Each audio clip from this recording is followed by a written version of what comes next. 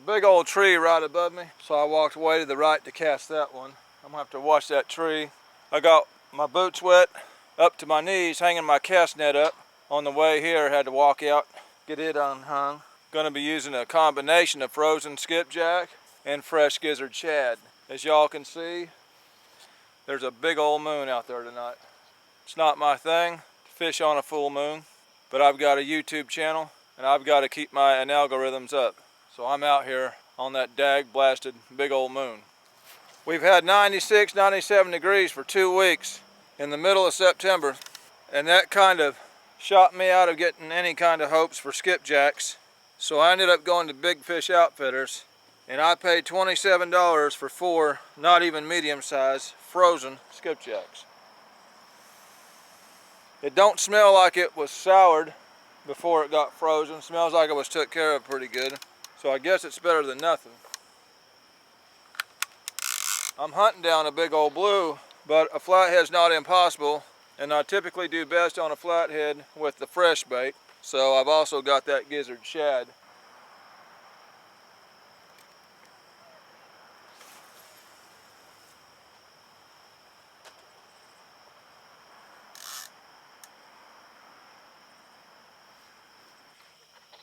Right there's what I got my boots wet for tonight, just in case they ain't wanting no frozen bait. I don't know if they want any bait at all tonight with that moon like it is.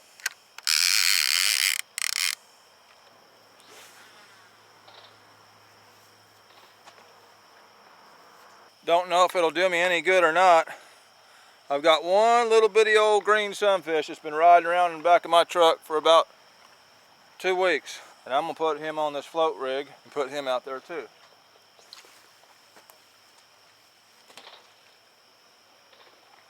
It's 10 o'clock at night. That full moon is shining bright, and I figured this would be about the right time to come out if I was gonna get a bite. I'm at the Concord boat ramp, probably the busiest boat ramp anywhere near Knoxville. We had a UT game today, so there's been a lot of boat traffic. There's still a few boats out that will be coming in. A lot of guys usually fish way to the right over off what they call the point, and I do too. I usually do that in the fall. But this part of it right here has got its own little thing going on.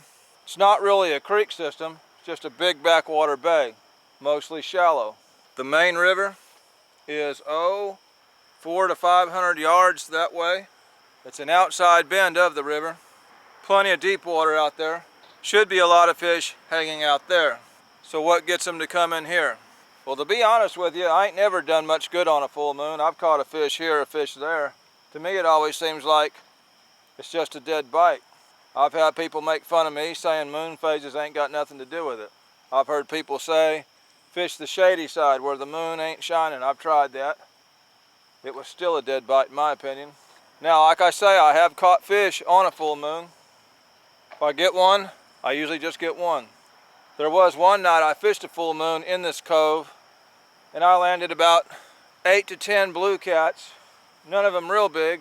And what was odd about that night is in this cove, everything I usually catch was to the right. But the time I caught the fish on a full moon, everything was way to the left in shallow water. It was also the shaded side from the moon.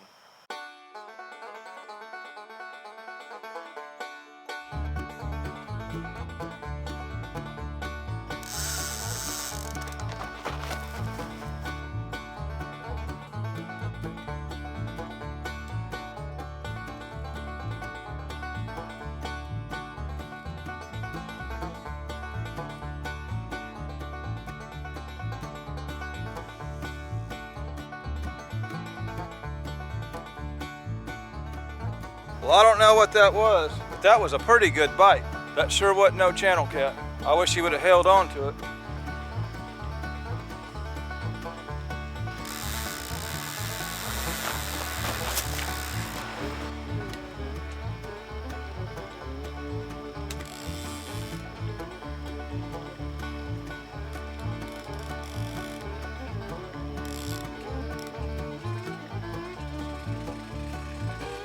Well, that was bite number 2. Neither fish committed. One of them deals I should be sitting close to my rods if they're not going to hold on to it. Either way, Both bites come out of the 18-foot hole with frozen skipjack. Both bites sounded like blue cat. The one sounded like a very big blue cat. Might actually pull a fish out of this spot tonight.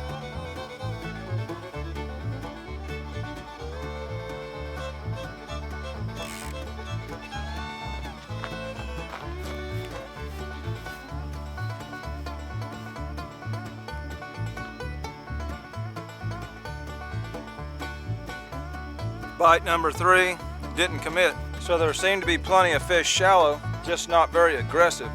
They're hitting it and spitting it.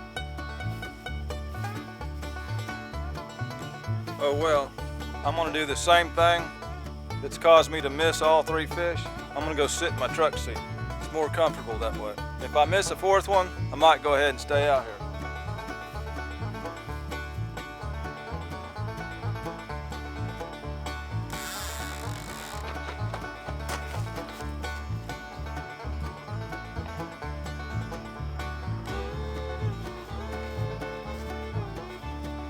Dag blasted. That's number 4. I guess I'm gonna have to sit outside here with these rods. That truck seat sure was comfortable. Dag blasted. I've got one of them fold-up chairs. I could sit out here, but I'm too lazy to take the thing out of my truck and unfold the thing, because then I'm gonna have to put it back up. So I guess I'll just get out here and sit on the ground somewhere and hope I sit closest to the rod that's gonna get hit next. They just flat out hitting it and spitting it tonight. As a matter of fact, I'm gonna do one even better. Whenever you're getting this hitting it, spitting it stuff, it's obviously a good solid bite before they spit it. So the best thing you can do when that's going on is to just lock your rods down. And that first initial hit on that circle hook will bust them in the lip. So I'm gonna find me some rocks and I'm gonna lock them, at least 2 of them down.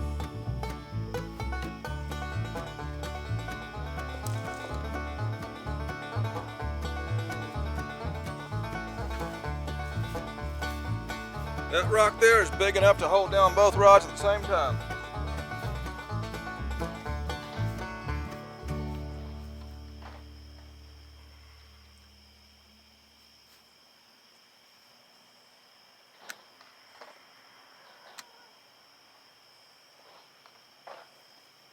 Now we're ready.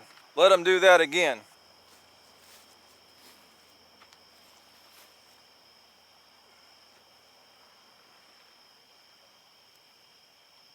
Now let them hit something. I'll still have to stay pretty close because a big fish can pull it right out from under that rock. I bet I get one now.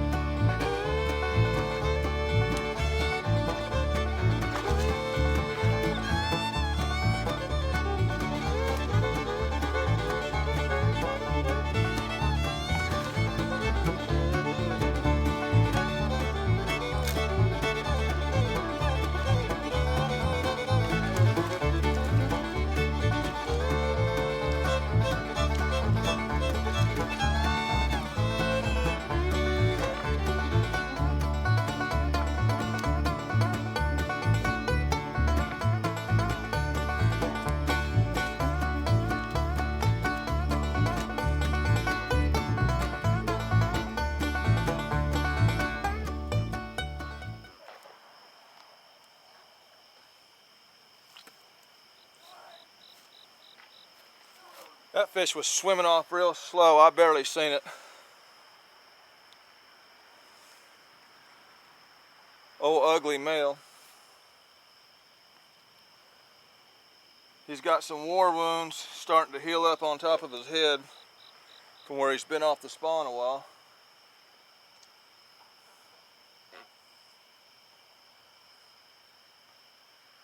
Finally got a fish out of here by locking it down. I do believe that very first bite I had was a big fish the way it sounded. But either way, it was a fresh gizzard shad that got this fish.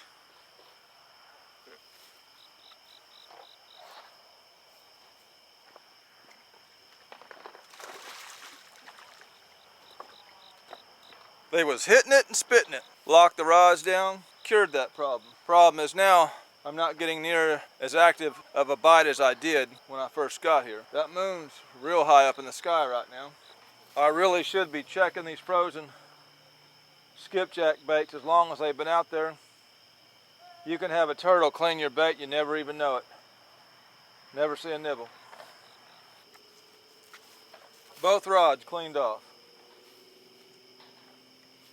There's why the bite stopped.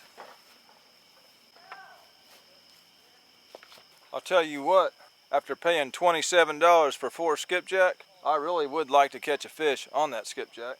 Of course, I did have the bites earlier, but they was hitting it and spitting it.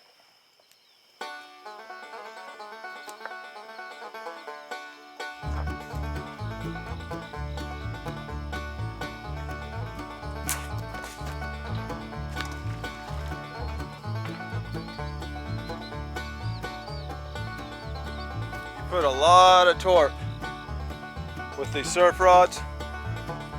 That's a brand new 40-pound line I busted on the cast. I see my bait land. My boots are already wet. I'm at least gonna try and get my bait back and get my hook back.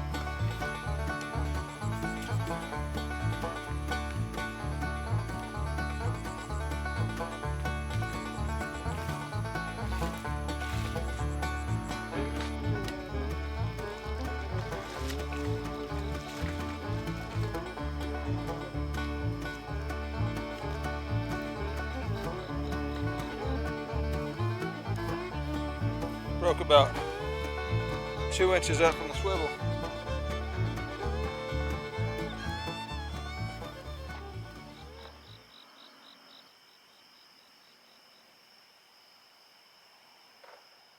Alright people, one of the biggest fears a catfishing YouTuber has is the full moon. Ain't nothing worse than going out and making a YouTube video and getting skunked.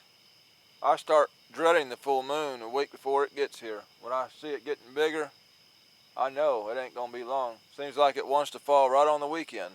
Why is that?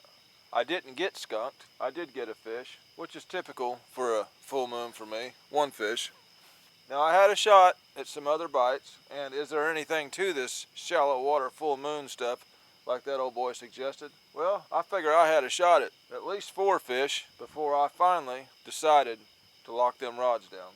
It was a lethargic bite. They would hit it and they would spit it. I guess there is a lesson to the video. When they're hitting and spitting, better lock them rods down or you ain't gonna be getting them. I done that, ended up with one. The bite died after that, and I mean it just died, it went dead. So it is what it is. Y'all get them short biting fish, lock them rods down, tight lines, circle hooks. I'd say we're about 2 more weeks away, some cooler weather, when fall will finally be starting to take effect on this river. And I will be glad when that happens. Bank fishing has its seasons, and you gotta take advantage of those. The rest of the time, you just get you some bait and go. Either way, it's time on the water. This is a video. There was a fish in the video. This is Catfish Dave with another one. Signing out.